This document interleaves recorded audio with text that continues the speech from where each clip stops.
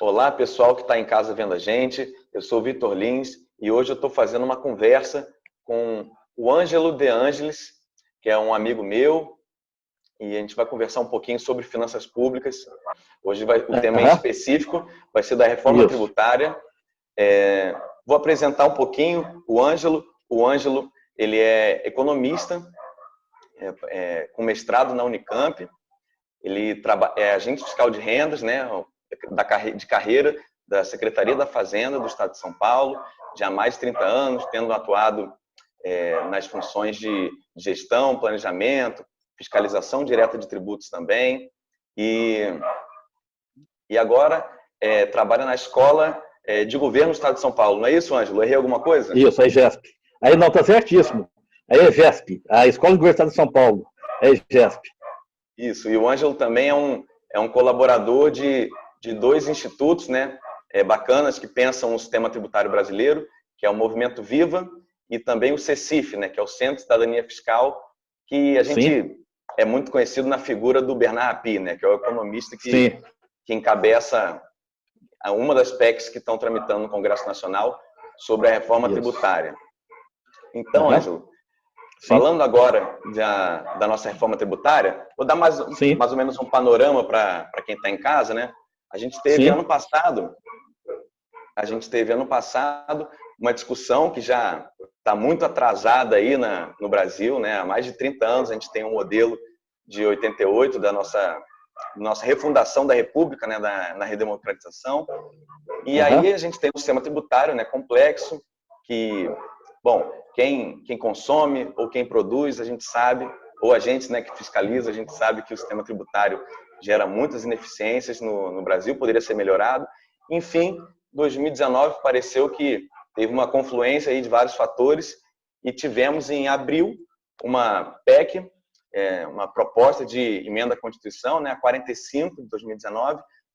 Primeiro veio essa da Câmara, que ela é de autoria do deputado federal Baleia Rossi, aqui de São Paulo, do PSDB, que, na verdade, essa PEC ela traz os princípios, né, o fundamento intelectual do CECIF, que é encabeçado pelo Bernard Rapie, que a gente disse, né? Exatamente. Aí passou uns meses, em julho, veio uma outra proposta, né, do Senado agora, que é a PEC 110 de 2019, que aí tem uma autoria de um monte de senadores, né? Se você for ver ali, o primeiro nome que aparece é o Davi Alcolumbre, que é o presidente. E essa PEC ela traz os fundamentos intelectuais do ex-deputado Rauli, né? Sim.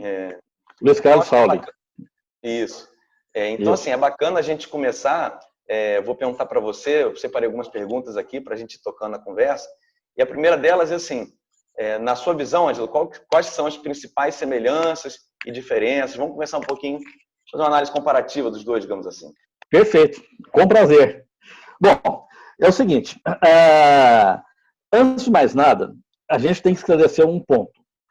As duas lá, que estão no Congresso, elas... Ângelo, eu tive um problema aqui, ó. Oscilou o seu som. Então, vou pedir, começa respondendo novamente, por favor. Começo. Então, pois bom, boa tarde a todos, tá certo? Muito obrigado pelo convite, Vitor.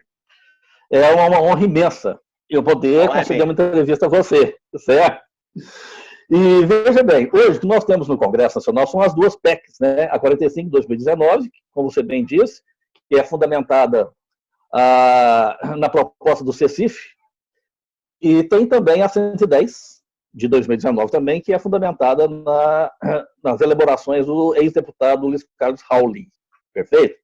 Bom, antes de mais nada, é muito bom esclarecer que essas reformas, principalmente a 45, elas têm o propósito de não é fazer uma reforma tributária ampla do sistema tributário, mas da tributação do consumo, que é a parte do nosso sistema tributário mais complexa, né, e que produz a série de mazelas que nós estamos já acostumados a falar sobre, tá certo? Bom, sobre os malefícios desse sistema. Ele é causado principalmente pelas mazelas da tributação do consumo. Então, a PEC 45, ela se propõe a reformular toda a tributação do consumo para deixá-la mais simples e menos custosa para as empresas e para o fisco. Perfeito? A 110, ela também, o grande teor dela é a reforma da tributação do consumo, que nem a 45. Só que a 110, ela também mexe em outros impostos diretos. Ela mexe no ITCMD, ela mexe no IPVA, ela mexe na contribuição sobre o lucro líquido. Perfeito? Ela tem uma amplitude um pouco maior, mas o grosso dela também é a tributação do consumo. Bom, o que há de comum entre essas duas PECs? Ambas, elas criam um IVA, que é chamado de IBS, Imposto sobre Bens e Serviços. Esse IVA, ele é um IVA clássico, que nem os países europeus, o Canadá, a Austrália, Nova Zelândia, a Índia atualmente utilizam, tá certo? É um IVA harmonizado com o restante do mundo. Ô Ângelo, então só para te complementar, para o pessoal de casa que talvez não saiba o que é IVA, né? IVA é uma sigla chamada Imposto sobre Valor Agregado. Então, assim, no Brasil, a gente tem um imposto sobre serviço, um imposto sobre comércio, um imposto sobre industrialização. Na verdade, tudo isso aí a gente chama, é um imposto sobre o setor produtivo, né? Digamos assim. Então, sim, são os impostos sobre vendas. Esses impostos, normalmente, são chamados impostos sobre o consumo, porque eles são repercutidos para o consumo. Tá certo? Bom, então o que essas duas PECs, eu ia chegar lá, tem uma parte do detalhamento que eu ia falar sobre isso, mas vamos lá. Eu acho que antes também de esclarecer que é uma reforma da tributação do consumo, é importante também esclarecer que ambas as PECs, elas têm uma grande inovação em 5 áreas. Primeiro, que é a harmonização da tributação no Brasil inteiro. Hoje nós temos 27 legislações para o ICMS diferentes, tem uma legislação do PIS/COFINS que é super complexa, tem guerra fiscal, substituição tributária, quer dizer, e todo esse sistema, toda essa complexidade, né, que em cada estado é de um jeito, em cada município é de um jeito, isso acaba. E todo o sistema é harmonizado num imposto só. Tá certo? Bom, isso é o que nós chamamos de harmonização da tributação do consumo em escala nacional. Ela cria também uma agência, ambas as PECs, prevê também uma agência que passa a ser a agência que arrecada o imposto em nível nacional, e depois por um sistema semelhante ao de split de pagamentos, que nem das plataformas de marketplace, redistribui essa arrecadação para os entes federados, inclusive para os municípios. A outra grande área de inovação é que o lançamento ele passa a ser feito pela autoridade tributária. A agência, esse comitê central, essa agência, que é chamado na PEC do Raul de comitê central e na PEC 45 ela é chamada de agência nacional, ela faz apuração do imposto por empresa. E numa única guia, entrega para a empresa vai ao banco, quita, o dinheiro vai para a agência, é arrecadado para a agência, e a agência faz a distribuição para os entes federados, de acordo com a alíquota de cada um. Perfeito? Esse também é uma grande inovação, porque ela tira o lançamento, a apuração do contribuinte e passa para a autoridade tributária. A outra frente de inovação é sobre o método do crédito, que hoje nós estamos acostumados a fazer o lançamento nos livros de registro de entrada, registro de saída, registro de apuração, tá certo? Depois preenche uma GIA e entrega, gera uma GARI e vai ao banco e paga. Muda tudo isso. O crédito, o contribuinte, a empresa, para ter direito ao crédito, esse imposto tem que estar previamente pago.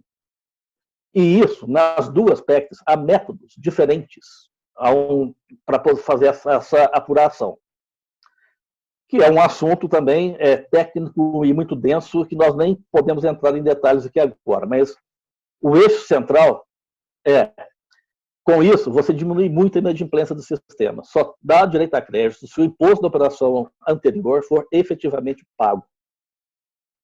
Certo? Bom, essas são as grandes inovações, tá certo? Agora, vamos partir para a parte mais do modelo de tributação mesmo, que é mais os detalhes do modelo de tributação. Então, veja bem, na PEC 45, o IPI o PIS, a COFINS, o ICMS e o ISS, 5 tributos, são substituídos pelo IBS. Tá certo?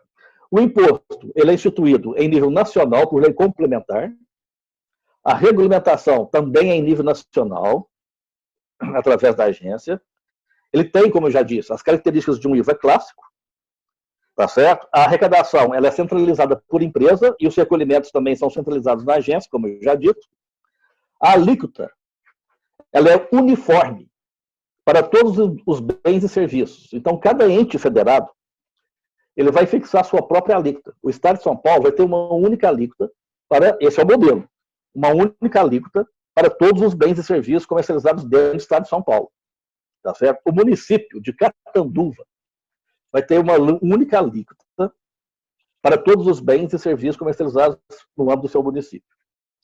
A União também vai ter uma única alíquota. Perfeito? Bom, o Simples Nacional, ele é mantido como opcional, nesse modelo da PEC 45. Ele é mantido do mesmo jeito que ele é hoje. Perfeito? A Agência Tributária Nacional, ela vai contar com a participação, a gestão, o modelo de gestão dessa agência, a sua governança, o seu modo de governança, vai ser através da representatividade de representantes dos estados, municípios e da União. Perfeito? Ela prevê também uma transição do sistema atual para o novo sistema em 10 anos. Em 10 anos para o novo sistema. E é uma transição progressiva. À medida que as alíquotas dos antigos impostos vão diminuindo, a alíquota do IBS ela vai crescendo na mesma proporção, de modo a repor ou garantir a arrecadação daquele ente federado, que seria pelos impostos antigos. Então, Ângelo, então na verdade, tem uma transição suave tanto para o contribuinte quanto para os entes federados, né? Uma transição suave em termos de pactos federativos.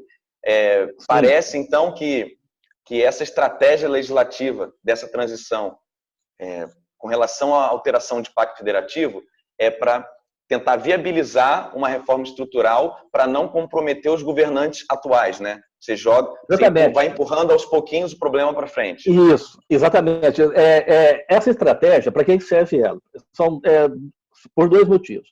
Primeiro, nós temos os benefícios da guerra fiscal do ICMS, que se da noite para o dia você acabar com eles, você pode provocar um pandemônio aí nas empresas que estão localizadas em Goiás, Espírito Santo. O negócio pode virar uma bagunça. Então, esse é o prazo para dar tempo, porque as empresas adaptem seus orçamentos à nova realidade. Porque nesse novo imposto, no IBS, não vai ter incentivo fiscal, benefício fiscal. Esse é o modelo, tá certo? Então, para dar tempo. O modelo da PEC 45, certo? Da PEC 45, nós vamos falar disso depois. PEC 45 agora. Da PEC 45, exatamente. É preciso que se dê um tempo às empresas adaptarem seus orçamentos, tá certo?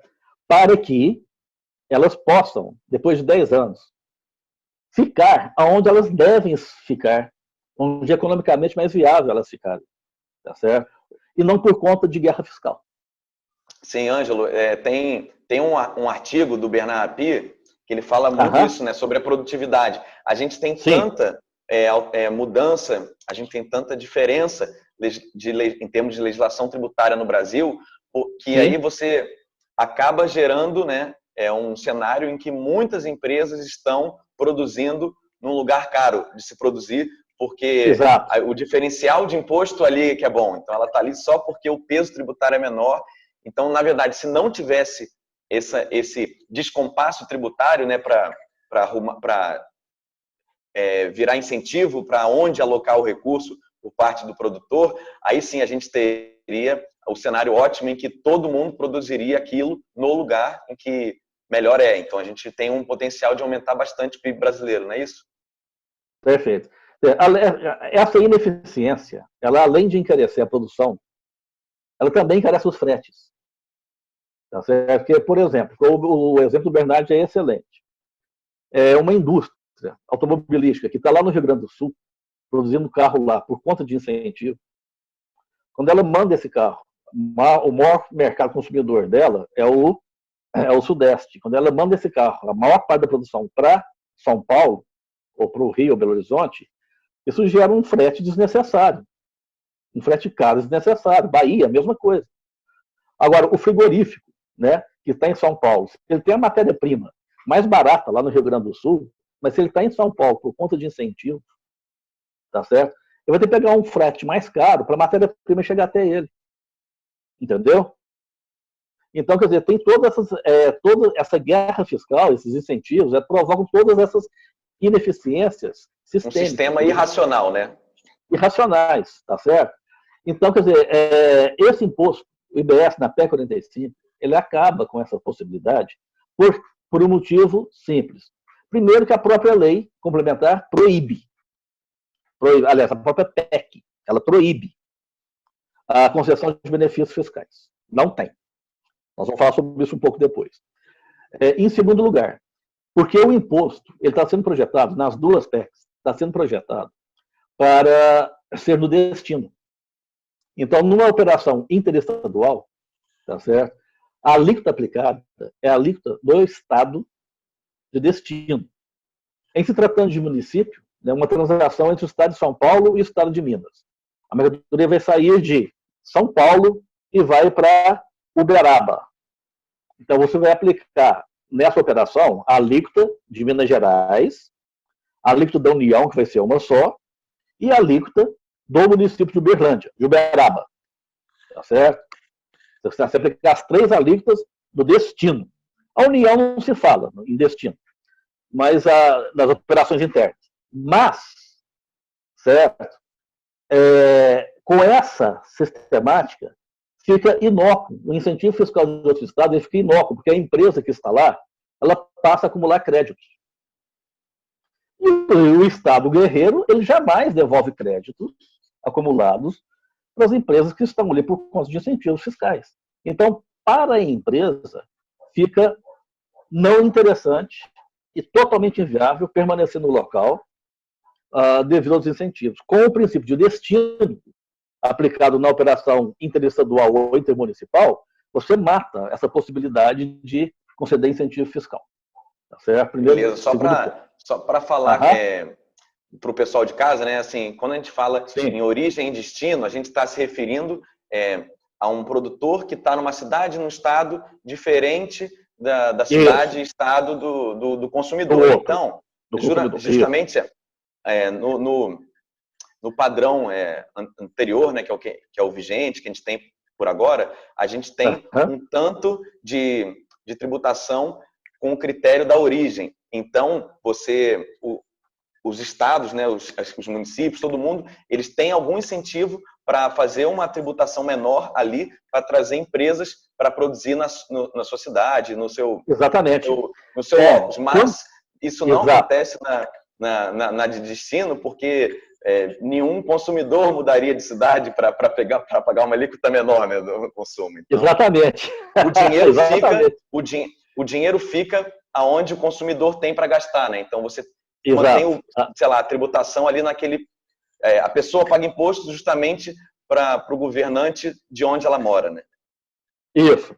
Ela se amolda, a arrecadação, ela se amolda ao consumo, tá certo? Do estado ou do município de destino do consumidor.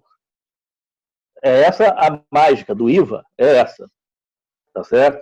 Desde que você desonere as exportações e desonere os investimentos, as aquisições de bens de capital, tá certo? Ampliação da capacidade produtiva. Se isso é desonerado, o imposto ele vai se amoldar ao consumo do local de destino, perfeito? A arrecadação dele vai ser proporcional ao consumo do local de destino. E ambas as PECs prevêem a desoneração de investimentos e de exportações, que nem é no ICMS hoje. Com a diferença de que, em ambas as PECs, o crédito sobre aquisição de bens de capital, de bens do ativo permanente, certo? Ela é integralmente creditada. É o conceito de créditos financeiros. E não de crédito físico, que nem é hoje. Tá certo? Então, veja bem, materiais de uso e consumo, tudo isso gera crédito. Você universaliza os créditos.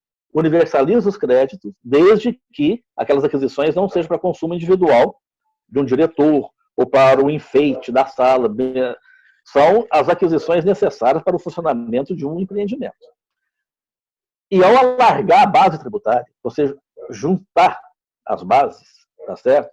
Você universaliza os créditos de bens e serviços. Inclusive os serviços estão no meio da cadeia. Nós vamos falar sobre isso também. As características... Ah, tá. Outra coisa. A PEC 45, depois nós vamos falar da 110, ela também prevê a criação de um imposto seletivo. O que é isso? Imposto seletivo. É um imposto unifásico. Ele é criado para quê? Por dois motivos. Ele tem um lado arrecadatório importante e ele tem também um incentivo a desestimular o consumo de bens que fazem mal à saúde, por exemplo, bebidas alcoólicas, cigarros, fumo, etc. E também ele tem a ver com o imposto de PIGU, né? Tem a ver com o imposto de PIGU. Sim, sim. É o antigo imposto seletivo de PIGU. Certo? Hoje, um dos países que adotaram o IVA, eles também adotam algum imposto seletivo. E esse imposto seletivo, ele não segue a lógica do IVA. Ele incide, normalmente, ele é unifásico, ele pode incidir sobre a produção ou sobre a circulação, mas ele é unifásico, tá certo? Ele não gera débito nem crédito, ele só gera um único lançamento e um único recolhimento, tá certo? E esse imposto seletivo, ele seria de competência da União, tá certo? Na PEC 45, a PEC ela não diz expressamente quais são os produtos que estariam sujeitos ao imposto seletivo, né? Ela só menciona a exemplo de fumo, bebidas alcoólicas, tá certo? Perfeito. A Zona Franca de Manaus. Na PEC 45, a Zona Franca de Manaus ela seria extinta. Isso é uma coisa complicada, a gente sabe que é. Mas, em seu lugar, entende-se que o desenvolvimento regional não se faz através de incentivo fiscal. Isso não existe em lugar nenhum do mundo, só no Brasil. O que acontece? O desenvolvimento regional seria substituído pelo gasto, pelo financiamento, certo? Através de fundos. Então, você faz desenvolvimento não é através de incentivo, é através de fundos, através do gasto. A extinção da Zona Franca de Manaus, na proposta da PEC 45, ela está posta dessa forma. Tá certo? Beleza. O Victor, a PEC 110. Quais são as diferenças? É basicamente a mesma coisa, mas tem algumas diferenças que merecem ser bem mencionadas. Primeiro, a PEC 45, ela substitui aqueles 5 tributos, né? Que é o IPI, o PIS, a COFINS, o ICMS e o ISS municipal. A PEC 45, além desses tributos, ela ainda substitui ainda o IOF, o salário educação, e ela transforma a CID de combustíveis no imposto seletivo, tá certo? Para causas ambientais, esse tipo de coisa. Além disso, a PEC 110, ela mexe também na contribuição social sobre o lucro líquido, que ela incorpora isso ao imposto de renda, tá certo? O ITCMD, ele passa a ser de competência federal, mas a receita é 100% destinada aos municípios, porque tem muito município pequeno no Brasil, é o que mais tem, e não tem capacidade administrativa de cobrar, de lançar, de fiscalizar, nada disso. Então a União arrecada, o Poder Central arrecada e repassa 100% dos municípios. Tem um pouco a ver com a sistemática do ITR, né? O Imposto Territorial Rural. Exatamente. Né? Que tem uma previsão de... Bom, e uma coisa interessante que eu acho dessa PEC 110 é que justamente você uniformizar em âmbito nacional a legislação sobre heranças, você evita a guerra fiscal sobre algumas fortunas, né? Exatamente. Então você tende a tirar a regressividade do sistema. Quer dizer, é um contributo, né, de justiça fiscal no sistema brasileiro. Justiça fiscal. Perfeito. Perfeito. E também a PEC 110, ela prevê também que o IPVA ele continua na competência estadual, a diferença de que 100% da receita é repassado para o município. Tá certo? São formas de compensar principalmente os maiores municípios.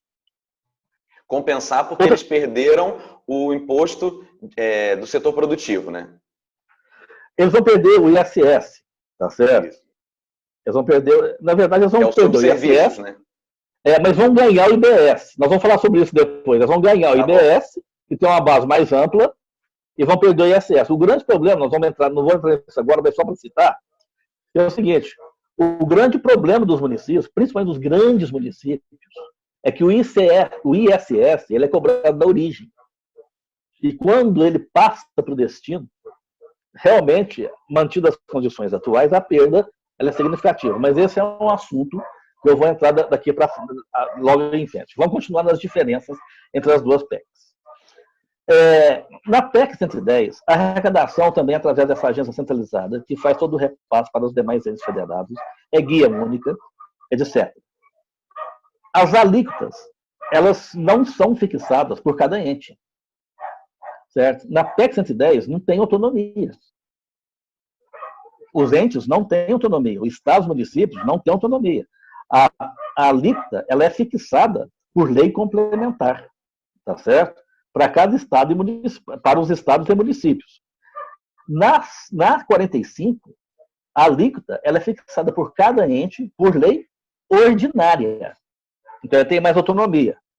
E outra coisa, enquanto a PEC 45 prevê uma alíquota única para todos os bens e serviços comercializados dentro daquele ente, na 110 existem 5 alíquotas diferenciadas. Existe a possibilidade de diferenciar 5 alíquotas para coisas de maior necessidade, seja alimentos, medicamentos, transporte público, passageiros, bens do ativo mobilizado para estimular o investimento, saneamento básico e educação. Esses seriam os setores que estariam sujeitos a uma alíquota menor, e também são esses os setores que seriam permitidos você conceder incentivo fiscal. Então, mas Ângelo, só para... Não, perdão, pode concluir. Mas esse incentivo fiscal, ele é concedido no contexto nacional, tá? É por lei complementar, não é cada estado fixar o seu, não dá guerra fiscal. E então, uma coisa que a gente pode conversar sobre o Pacto Federativo, né? Sempre que a gente tem alteração de Pacto Federativo, sempre vai incomodar alguém.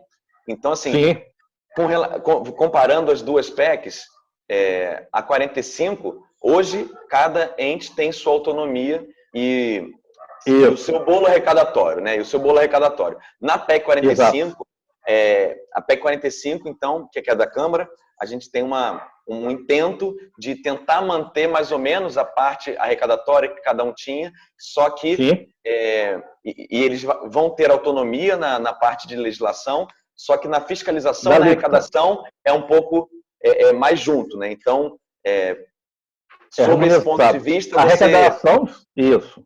Nós vamos entrar nisso. A arrecadação e a fiscalização, em ambas, ela passa a ser harmonizada em nível nacional, tá certo? Através da agência. Existem alguns modelos que estão em discussão, então existe uma parte, por exemplo, na PEC 45, e isso não é na PEC 45, mas o pessoal do CECIF está discutindo um modo de fiscalizar híbrido, com convênios nacionais e com operações locais, tá certo? A PEC 45 ela dá mais autonomia para os entes em vários aspectos. A PEC 110 também prevê fiscalizações integradas, mas ela prevê também, nós vamos falar sobre isso, a unificação das carreiras, tá certo? Das carreiras de auditores fiscais. Bom, uma coisa da PEC 110, que é substancialmente diferente da PEC 45, é que o imposto seletivo dela, ele é muito amplo. Ele engloba produtos de grande capacidade arrecadatória e ele tira isso de estados e municípios de uma maneira muito contundente. Isso não é bom, porque ele centraliza muito receita. O imposto seletivo da PEC 110, ela vem sobre eletricidade, distribuição de eletricidade, petróleo, combustíveis, telecomunicações, ou seja, automóveis. Ela vem sobre o filé mignon da arrecadação. É justamente aquela discussão que a gente tem, que é sempre assim, né? A União fala, olha, vou deixar isso aqui com você, menos isso daqui. Aí esse menos isso daqui começa depois a virar a maior parte, né? É como o imposto de renda, né? O imposto de renda e o IPI que tem um repasse para os outros entes federados, e aí a União não aumenta o imposto de renda e só aumenta a contribuição social sobre o lucro líquido, né? Porque é compartilhada. É o compartilhamento, tá certo? O IPI, o Imposto de Renda, ele é compartilhado com os demais entes através dos fundos de participação, né? Não é o caso. É o migué que a União faz, né? O migué, como aqui na minha terra fala assim, né? É desse jeito. A PEC 145, a PEC 110, o imposto seletivo dela, ele pega o filé mignon da arrecadação e passa para a União. Então, isso é uma coisa que não é muito boa, no meu entender. Tá certo? O Victor, veja bem, isso é basicamente, em linhas gerais, certo? As duas propostas, né? PEC 45 e PEC 110. Eu falei um pouco sobre o fundo institucional, que vai dar suporte a todo esse sistema. Agora podemos passar para uma segunda pergunta, por favor. Beleza.